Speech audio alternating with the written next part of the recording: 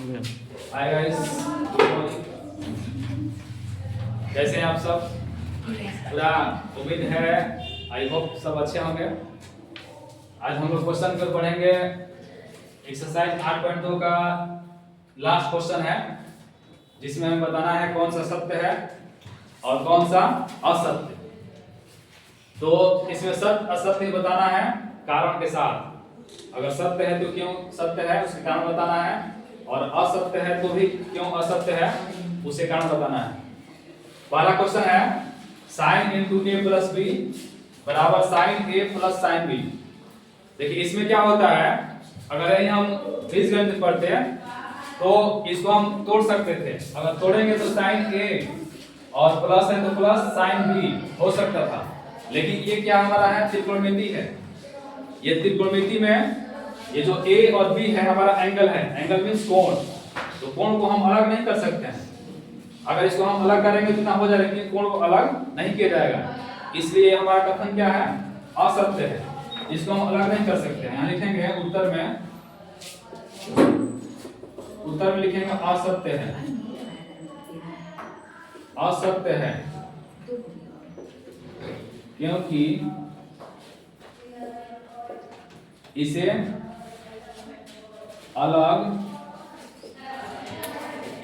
अलग नहीं किया जा सकता। नहीं किया जा सकता।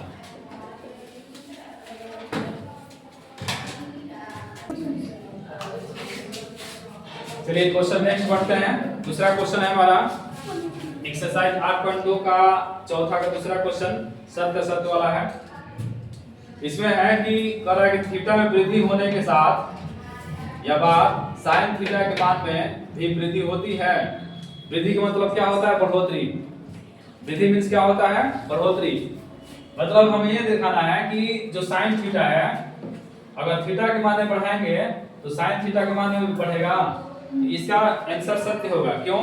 क्योंकि sin 0 का मान 0 होता है, sin 30 का मान 1/2 होता है, sin 45 का मान √2 होता है। ऐसे ये क्या हो रहा है, बढ़ोतरी हो रहा है ना। और जो लास्ट में sin 90 होता है उसका मान 1 होता है।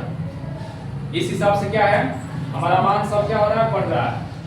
इसके हिसाब से हम क्या करेंगे, लिखेंगे सत्य है।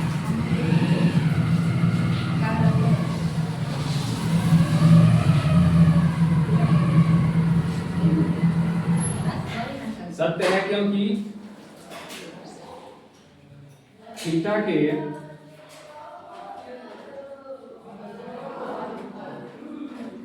के मान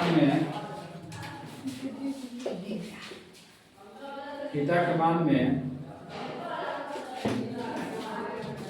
वृद्धि होने के बाद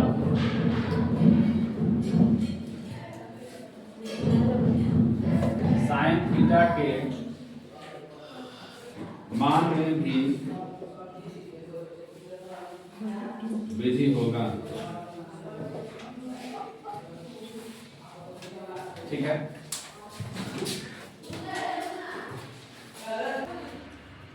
चलिए तीसरा क्वेश्चन पर बढ़ते हैं। ये क्वेश्चन है कि थीटा में वृद्धि होने के बाद cos थीटा के मान में वृद्धि होती है।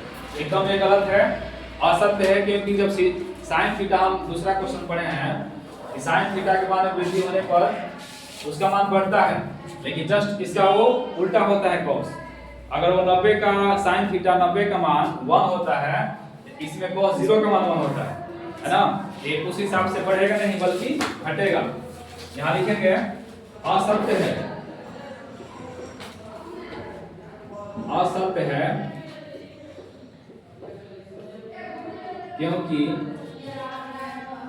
थीटा में वृद्धि होने के बाद थीटा में वृद्धि होने के बाद cos थीटा के मान में वृद्धि नहीं बल्कि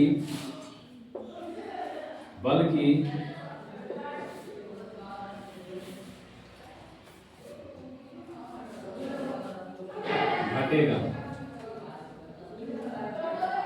है।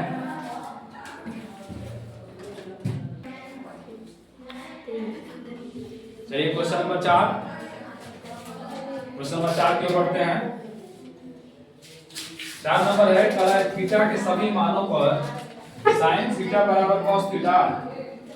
मतलब कि अगर थीटा के मान इस मान में 30 रखते हैं 30 रखते हैं तो sin थीटा और cos के बराबर होगा, तो इसका मान बराबर नहीं होगा, ठीक है ना, क्योंकि sin का मान कुछ और होता है और cos का कुछ और होता है। ये भी क्या है, असत्य है। यहां लिखेंगे उत्तर में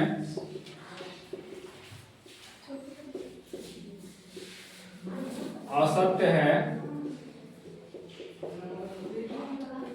क्योंकि sin थीटा और cos थीटा के मान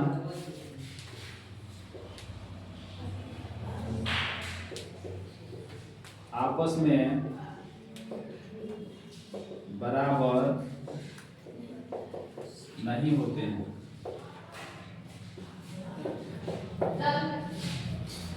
ठीक है,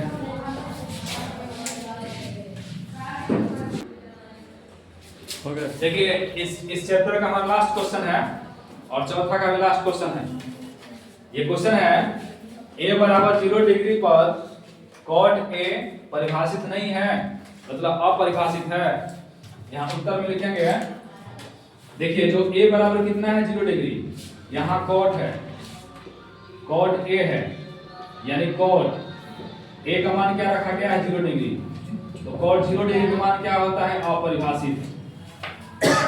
अपरिभाषित यानी लिखेंगे सत्य है, सत्य है क्योंकि